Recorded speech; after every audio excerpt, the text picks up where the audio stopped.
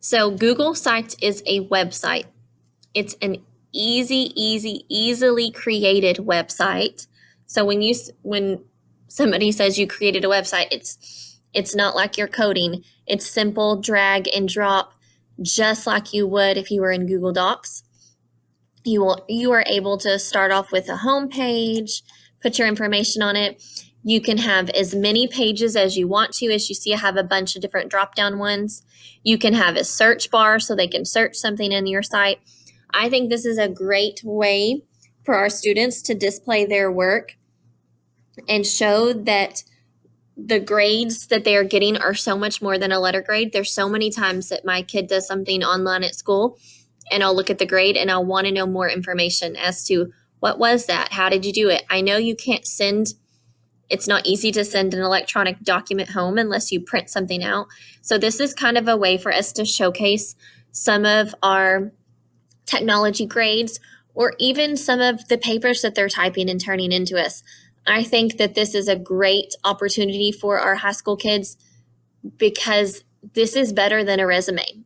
This is better than a scholarship application. This is something that's really going to showcase who they are as a person, but also what they're capable of doing and what they've done their whole high school years. We had a Northwest boy who showed us his portfolio. He said he sent it off. He was trying to get to where he could go do a job shadow one day. This one-day job shadow that he got off his portfolio turned into a summer internship, turned into a scholarship, and now he's an engineering major at some big university because somebody was interested in his portfolio and the work he'd done in high school. So I really think this is a great opportunity to teach our kids about. Now I'll stop getting on my soapbox about it and show you how we're going to create one. Let me close out of mine. Here are all my Google sites. Now let me find my little option. Here it is. Your plus sign is hiding. I knew it was in a different spot. I thought it was behind my tools down there. Your plus sign is at the bottom right. So everybody go ahead and click on it and we're going to create a new site. It's going to come up just like this every single time. So you're going to have the opportunity to go ahead and edit this text box and change your name, and then everything else you're going to have to add on your own to the right-hand side. So I am just going to name this my name and name it up here. You can even, as you see, it automatically put it there. You can add a logo. You can change the image. You can upload one. You can select one. You can change your header type.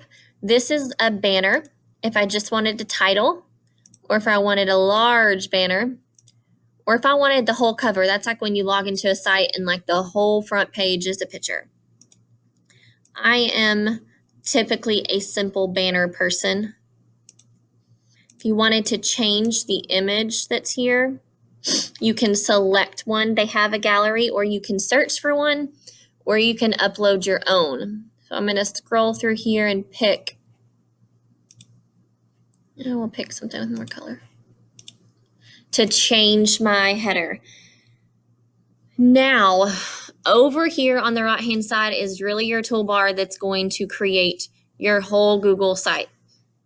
So we'll start with something small and we'll just add a text box, and it's as simple as clicking text box. It's going to automatically put it here. You will have the capabilities to drag and drop it. All of your simple text tools are right up here, including if you need more editing options. So I'm just going to randomly put some letters here so I have something filled in here. You can enter down and make it as large as you want to. Once you've clicked off of it, you see the little dots right here. If you ever want to move it, that's the best way to do it. If you need to resize it, you can pull it in. I love that Google Sites has those lines right there because it really makes it easier if you want to center something or line them up together. So now that I've added a text box, let's add an image. Let's see if I have any in my Google Drive that I could use. Here we go. So I just clicked over to my drive because I knew I'd have some pictures there. You can search for pictures. I'll show you that option. You could type in if you wanted a picture of cats. Oh, that's URL, sorry. If you wanted to search, make sure you click on the search bar. And there's a ton of pictures of cats you could use. So I like that it makes it to where you can search straight from Google in Google Sites so you don't have to open up another tab. But I'm going to go to my Google Drive and I'm going to grab one of these Google words. Just like you can in Google Docs, you can resize it. You can make it smaller. I'm going to make it smaller and it's going to let me put it right next to my words. Another thing you can do inside the sites is you can embed something. Just like I showed you in a previous video, if you wanted to just paste a link here, you could. But if you have embed code, remember what I told you about Google Forms? They can follow the link, but if you use the embed code, they would actually see the form on your Google site. So they're not leaving your site to fill in a form. They're typing it all in on this front page, and that way they hit submit and they've never left your site. I like that because then they're not jumping to another window. They're staying and keeping their focus on my site and not leaving it. So here's options if you just wanted to put a URL here. I'm going to put the school one.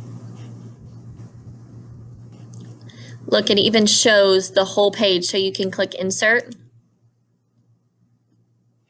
Look at that. Our whole website is now embedded. I've actually never used the link option for a website. I've always just typed in my link in a text box. But apparently, if you type it in the embed code, it's going to embed it just like I was talking about with your Google Forms. So I'm not sure if I would embed a website inside a website. I might still type the link, but you have the option if you choose to do so. Now, we have just done one page. So obviously every website has to have a home page, but the most beneficial part about Google Sites is being able to add multiple pages. So if you click on the Pages tab, again, they love that plus sign. It's as easy as hitting the plus sign and calling it whatever you would like to call it. So now I'm making a math page. If you'll notice at the top, now I have math as an option to click on. Your kids could share anything they wanted to about their math class here. You could have them take pictures of their work. You could have links to math games on here. Really, the sky is the limit as to what you embed or you put on your Google site. If you want to add another page, you're just going to click your plus sign. Now science is created right underneath it. Something that's cool is you can move this around. You can make it your home page. You can duplicate it. You can also add a subpage to it. A subpage is something that's going to be underneath that title. So now when they click on science, it's something below it. Now I'm running out of time, so I'll have to continue this in another video. This is a continuation of the Google Sites video that I was just doing. In the video before, we had added a subpage to science. So I'm going to show you, if you hit this arrow over here, it's going to show you that first class page that we added. And also, if you'll notice up here, when I scroll over math, it doesn't have an arrow, but if I scroll over science, it has that first class as a subpage. This would be a great way if I was using this as a portfolio to store stuff underneath their classes. This would also be a great way if they wanted to store previous year's work. So you could kind of do like an archive page and just have the subpages labeled by the year or the class that they took of material they wanted to hang on to. The only other thing I think I really need to show you on Google Sites is the different themes you can pick. I don't remember if I showed you this at the beginning, but these are different options if you just want to change the overall look of the site. It changes your font, and then it's going to have different color options you can choose from as well. It's pretty similar to the different themes you can use in any of the Google tools. Now that I have created my Google site and I have it the way I want it, Remember, it's really easy to toggle between your insert pages and themes at the top. When I was helping some students create them last year, actually the year before, the old Google sites, they would always say that their toolboxes have been lost, but they forgot that you can move between these options. Now, my favorite tool, once you're finished with all of it, this little eyeball at the top, is going to allow you to preview it like anybody would preview it that came to your site. So you can click on the different pages. As you see, I didn't put anything on math or science or my first class yet, and then go back to home. So this opened in a completely different window, so when you're done with it, you can just exit. Actually, it didn't open in a window. I should have gone back. Whoops. Don't do what I just did. So now I'm going to go back to my Google Sites. There it is. So let's show you the correct way to do that. So when you're in your preview, instead of just exiting out of the whole tab, I think you hit this little X down here. Oh, another cool thing. See, I goofed up and now it's helping me remember what else I wanted to show you. This is showing you like as a computer screen. This is going to show you the tablet. This is going to show you the phone. This is the best thing about Google Sites. It's changing my site to make it to where if I view it on a phone, it's easy to view. There's nothing more frustrating than when you look at a website on a phone and you're having to scroll side to side so much. It moved my picture. It resized this website. It did everything I needed it to do, so it's still viewable on my phone screen. Now look, my menus have changed. Now my menus are off to the side instead of at the top. So that's the only thing it's really going to change for you.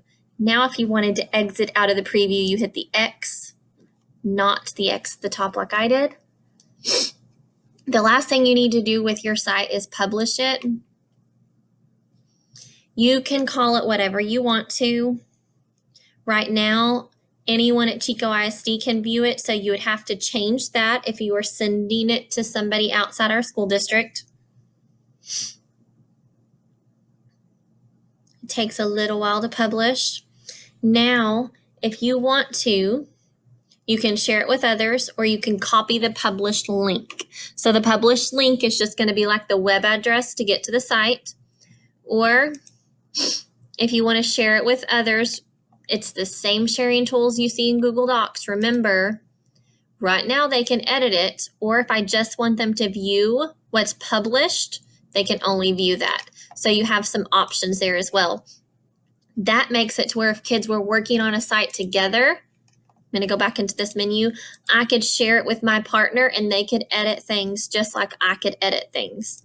So in every Google tool, when you have your sharing option, you have to pay attention to whether you want them to just view it or you want them to view it and be able to edit it. You have a couple of different options over here. The only one I think I really choose on our little 3-dot button is to duplicate the site. If I was making like a template site for my students to use, or if I just wanted to, I'll be real honest, I did a college class and I just wanted to reuse my site and change it a little bit, but I needed to have 2 copies of it, the original and my changed one. This kind of gave me the option to duplicate it. Other than that, I haven't seen a whole lot of use for the duplicate site option, but you'll probably find more use than I will out of it. If you have any more questions on Google Sites, shoot me an email. I can tell you that this is by far my favorite Google tool right now because it's such a great way for students to display their work. And I think that our modern day resume is slowly, actually not even slowly, but quickly being replaced with the portfolio. I think this is a great way for kids to showcase what they can do instead of us just reading about it on paper.